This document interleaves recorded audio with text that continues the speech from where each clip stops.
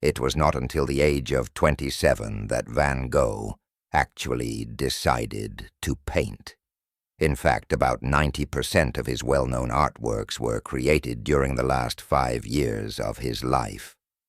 After he failed as a priest, he found painting to be a much better medium to show the divinity of life. His works seem almost psychic in their intensity, as if he were painting the energy fields and emotional vibrations surrounding him. Van Gogh was not just painting landscapes or people. He was painting the emotion, energies, and feelings behind them.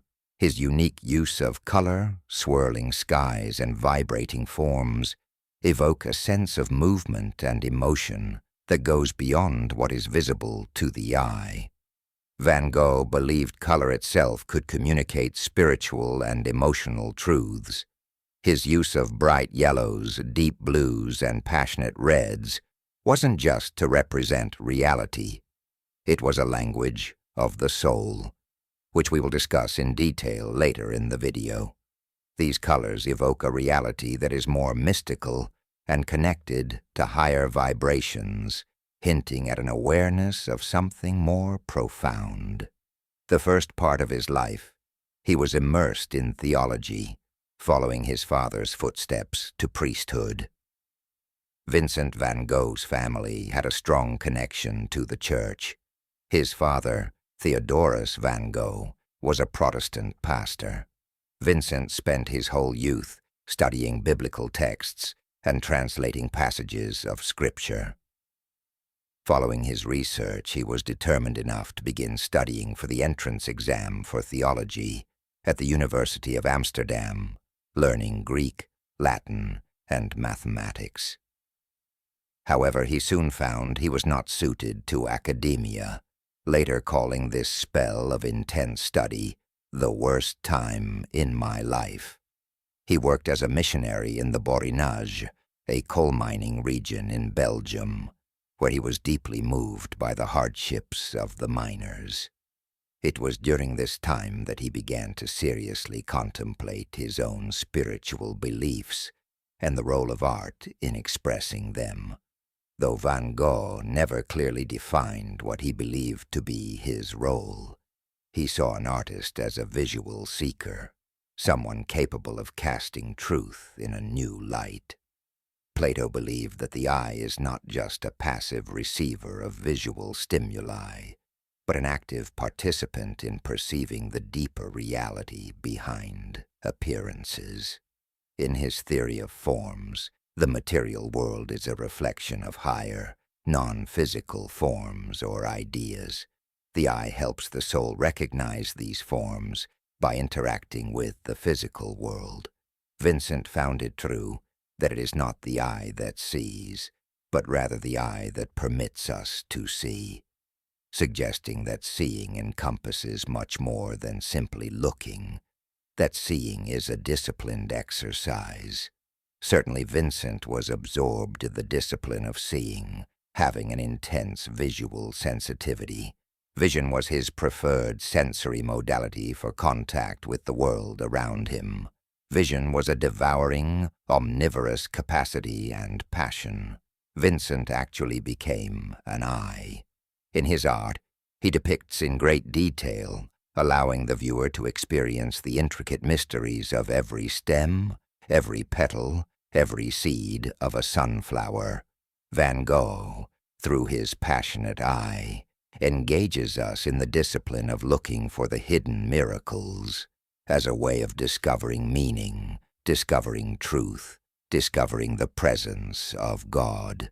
At times, there is something indescribable in those aspects. All nature seems to speak. As for me, I cannot understand why everybody does not see it and feel it.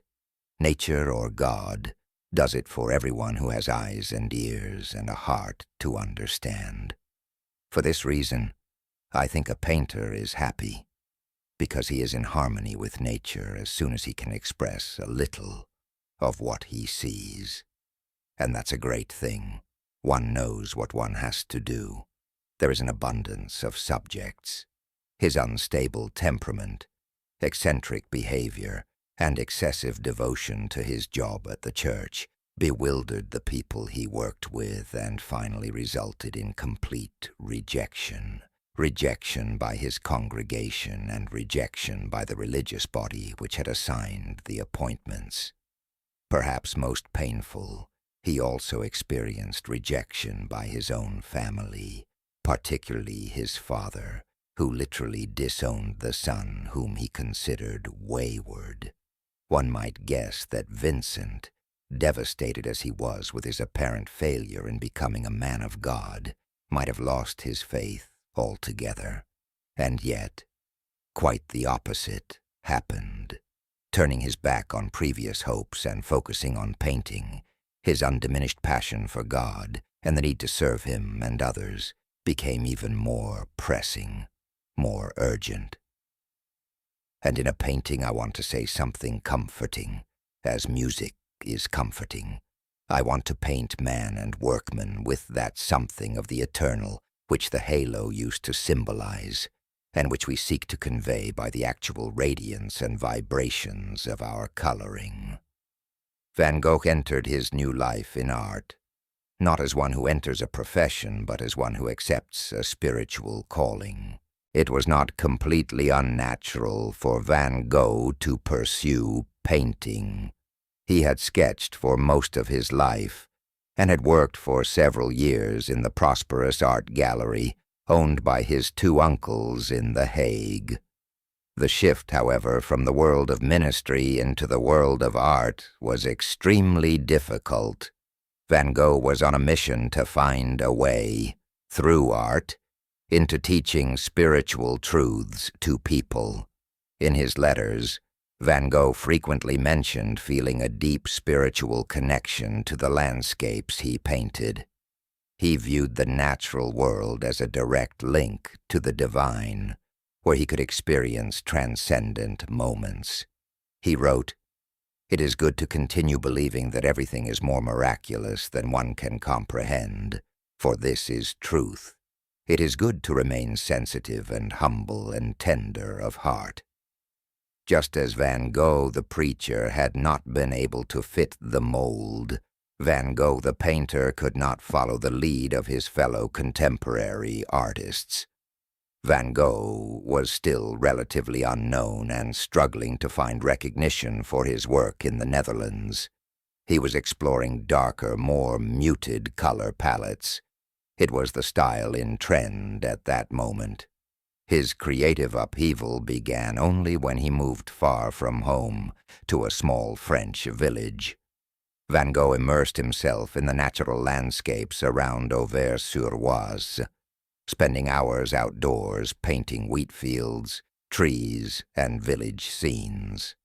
His fascination with the cycles of nature, life, growth, decay, manifested in his work, giving his paintings a sense of both vitality and impending darkness. The moment he found the right color scheme, he developed a spiritual iconography of his own. Among his symbolic elements, which are extensive, blue represents God's presence in his paintings, and yellow represents God's love. Reading Van Gogh's most famous work, Starry Night, one notices that God and his love are present abundantly. The sky reflects it, as does the town below. The heavens and village are both predominantly blue, with God's presence. The houses are filled with the yellow light of God's love. The one place that God's love is not present is the church, whose windows are black with darkness. In his paintings, Van Gogh frequently merged his internal states, his dreams, fears, and spiritual reflections, with the external world. For instance, in Starry Night, the swirling stars, cosmic turbulence, and charged landscape seem to reflect both a physical reality and his inner emotional experience. This blending of the subjective and objective world is an exploration of a higher dimension of reality, where the boundary between the self and the universe is blurred. Van Gogh was deeply influenced by nature and often spoke about feeling a cosmic connection. In some ways, his depiction of stars, the sky, and nature reflect a personal exploration of the universe's energy. While Van Gogh's work was created in a specific time and place, it continues to resonate with people across cultures and eras. The timeless quality of his art suggests a transcendence of the fourth dimension, time. His paintings evoke eternal emotion and spiritual experiences that exist outside of linear time.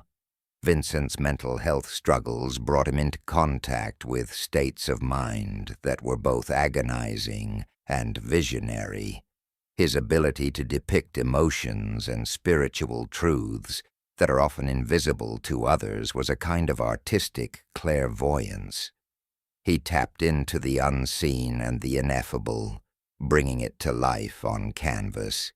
He once wrote to his brother Theo, expressing an almost mystical sense of wonder about the stars.